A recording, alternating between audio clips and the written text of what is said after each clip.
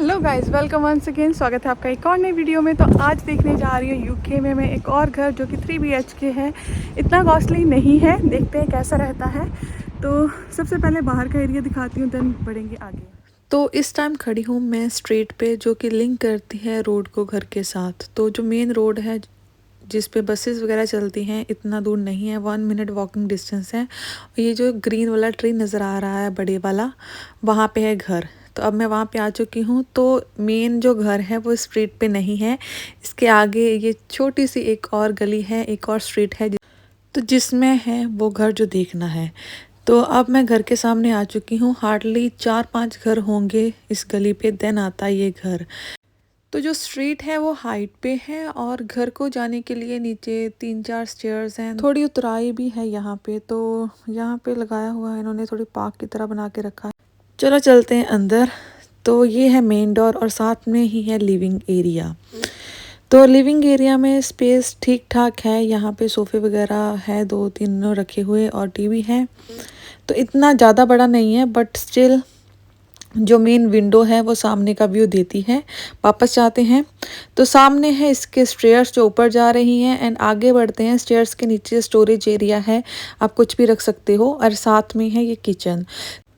I think kitchen और living area का जो यहाँ पे स्पेस है ऑलमोस्ट सिमिलर ही है, क्योंकि यहाँ पे डाइनिंग एरिया भी बनाया हुआ है, तो आप यहाँ पे बैठ सकते हो, टेबल वगैरह लगा हुआ है। इसके अलावा अगर किचन की बात करूँ तो थोड़ी मॉडर्न फिटेड किचन है, प्रॉपरली तो नहीं, बट ओवन वगैरह जो है वो फिट करे हुए हैं। उसके अलावा वॉशिंग मशीन वगैरह यूके में ऑलवेज़ किचन में आपको मिल जाएगी, तो वो सब यहाँ पे है। और इसमें जो मेन स्टोव है वो गैस पे है। काफ़ी घर ऐसे होते हैं जिनमें आजकल इलेक्ट्रिकल भी आता है, पर यहाँ पे गैस है। तो वापस आते हैं एंड बाहर अगेन जो गली की तरह है, तो इसमें बैकयार्ड आता है। बैकयार्ड में आपको बाद में दिखाऊंगी, पहले ऊपर जाएंगे। तो रिटर्न पे बैकयार्ड के साथ ही यहाँ पे है नीचे जो 1 वॉशरूम है। तो ये वॉशरूम है एंड वॉशरूम के साथ ही स्टोरेज एरिया भी है। यहाँ पे आप थोड़ा बहुत जो सामान है उसे स्टोर करके रख सकते हैं। तो ये है पूरा व्यू। तो अब बढ़ते हैं ऊपर, देखते हैं। 3 बेडरूम है तो ऊपर 3 बेडरूम होंगे एंड एक जो फैमिली वॉशरूम होगा। तो स्टेयर पे सामने ही सबसे पहले आ जाता है वॉशरूम।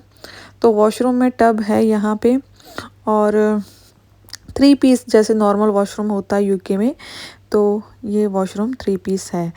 तो वॉशरूम के बाद बेडरूम्स दिखाते हैं, पर उससे पहले ये स्टोरेज।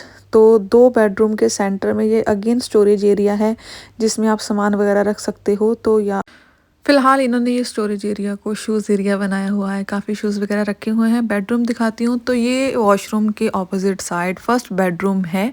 इस बेडरूम के अंदर स्टोरेज एरिया है अगेन, जो कि इनबिल्ट ही है, तो इसमें भी आप सामान रख सकते हो। देन इस बेडरूम के साथ ही है ये मास्टर बेडरूम। तो इस बेडरूम में काफ़ी स्पेस है, थोड़ा स्पेशियस बेडरूम है ये एज़ कम्पेयर टू जो हमने पहले देखा था। तो क्योंकि अलमीरास वगैरह है, उसके बाद भी यहाँ पे जो वॉक का एरिया है साइड बाय साइड। एंड जो एक नई चीज़ है फ़ैन। अब यूके के घरों में जो फैंस है वो लगने स्टार्ट हो गए हैं, क्योंकि समर्स में काफ़ी ज़्यादा गर्मी रहती है यहाँ पे। तो अब देखते हैं बेडरूम नंबर 3, जो कि स्टेयर चढ़ के बिल्कुल सामने ही है। तो ये बेडरूम भी थोड़ा बड़ा है एज़ कम्पेयर टू जो हमने साइड वाला देखा था, वो बॉक्स रूम की तरह था, पर ये थोड़े बड़े साइज़ का है। अलमीरा रखी हुई है, अगेन ड्रॉर्स वगैरह रखे हैं, बच्चों का बेडरूम बनाया हुआ है। और इस बेडरूम के अंदर अगेन स्टोरेज एरिया है, जिसमें कि बॉयलर रखा गया है। जो घर में गर्म पानी आता है इस बॉयलर के थ्रू आता है यूके में। तो इस बेडरूम के बाहर आते ही साथ में ही है अगेन स्टोरेज एरिया। तो ये सेम ही वॉल पे है, लाइक जिस साइड बाथरूम आएगा उसी साइड स्टोरेज एरिया। तो ये है प्रॉपर व्यू। अब नीचे आ चुके हैं अगेन। तो अब मैं वापस लेके जाती हूँ बैक साइड का जो एरिया मैंने दिखाना था। तो ये कुछ सिटिंग एरिया बनाया हुआ है यहाँ पे। तो ये बैकयार्ड का ही एरिया है, जिसे कि लोग एक्सटेंशन कर लेते हैं। तो इस टाइम पे मैं डोर में खड़ी हूँ। तो ये बाहर का एरिया है, ये किचन की विंडो है। तो पूरा बैकयार्ड दिखाती हूँ। इस घर की जो बैकयार्ड है वो इतनी बड़ी नहीं है, ना ही बैकयार्ड में कोई पार्क वगैरह है। प्रॉपर इन्होंने जो ये है टाइलिंग वगैरह करी हुई है।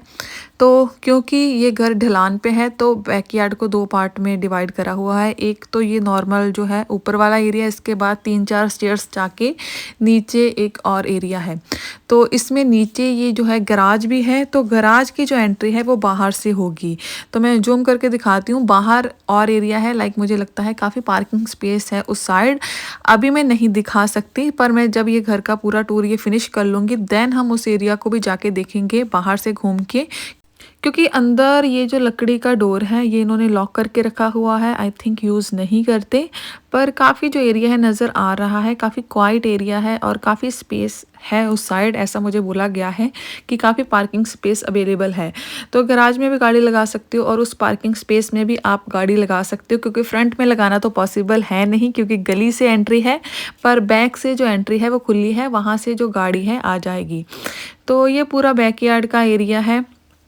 अगेन बैक डोर के साथ ये छोटा सा कोई आई थिंक स्टोर अवेलेबल है, यहाँ पे भी आप सामान रख सकते हो। तो ये लकड़ी का डोर लगा हुआ है बैकयार्ड में एंट्री के लिए, और ये गराज के लिए इनसाइड का जो डोर है ये भी यहाँ पे लगा हुआ है। मतलब घर के अंदर से अगर आपने गराज में जाना हो तो अगर इस पॉइंट से दिखाऊं तो ये है पूरा घर, तो ये है पूरा बैकयार्ड। तो ठीक है, लाइक काफ़ी कुछ है घर में। साइड की जो व्यूइंग है हो गई है, घर अंदर से देख लिया। अब एक बार बैक साइड भी देख लेते हैं कि उस साइड का एरिया कैसे है। वैसे तो क्वाइट नज़र आ रहा था अंदर से, बट स्टिल एक बार चेक कर लेते हैं। तो सेम ट्री के साइड से जाके, मतलब जितना एक घर की लेंथ है उतना साइड से रोड है, देन 2-3 घर की अगेन स्पेस छोड़ के जो मेन पार्किंग एरिया है उसमें हम पहुँच जाएंगे।